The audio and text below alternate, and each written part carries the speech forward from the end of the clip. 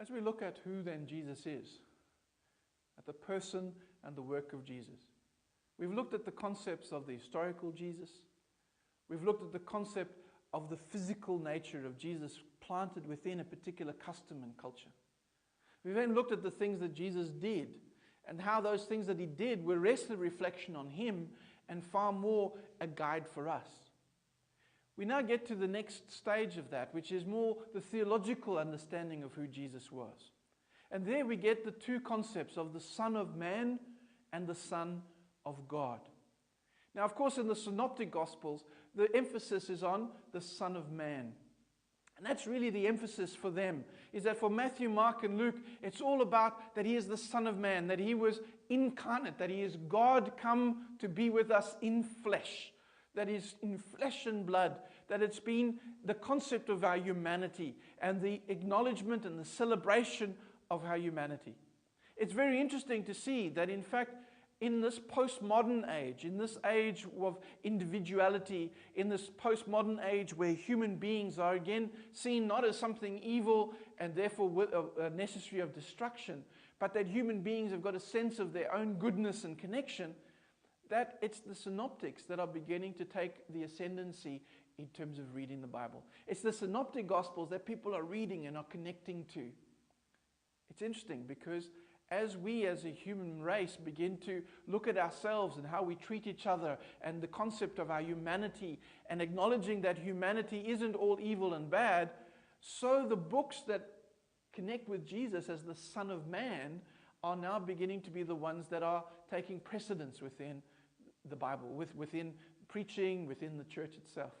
It's interesting to see as well that it's those three books which emphasize the Son of Man that also emphasize actually the way in which we work in this world, the things that we do in this world, the way in which we live out our Christian life in this world.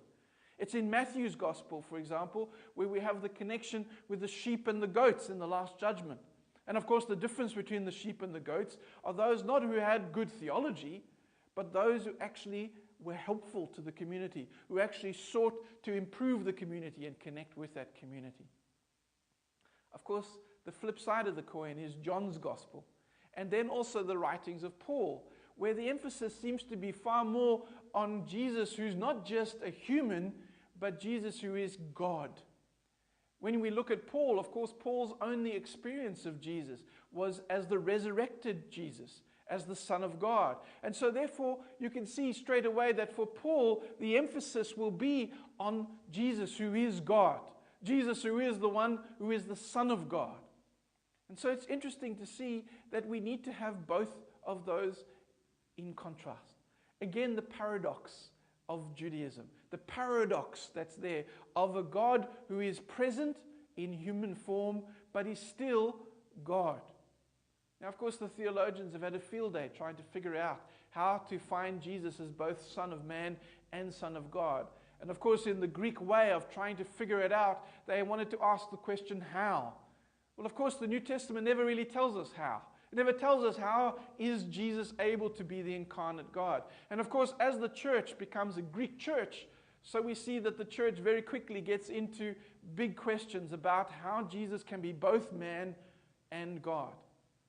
And we end up then with some in the church who believe that no, he actually is only man, who is adopted by God at his baptism.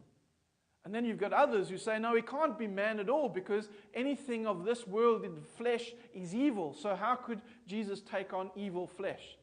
Of course, then comes a whole bunch of doctrines concerning Mary in order to be able to apply this thing. And so you see that the church gets itself all into a knot about how Jesus could be both man and God.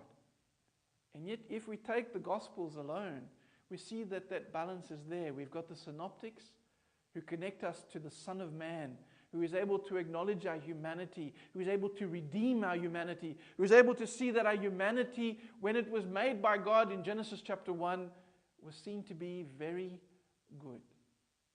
But on the other hand, also to acknowledge through John the Son of God, that Jesus isn't someone who came into being just in Mary's womb, but rather that Jesus has been there since the beginning of that creation and has been with us through time and will be with us post-time. In the midst of that, therefore, you need to hold the tension and the paradox of the Son of Man and the Son of God together.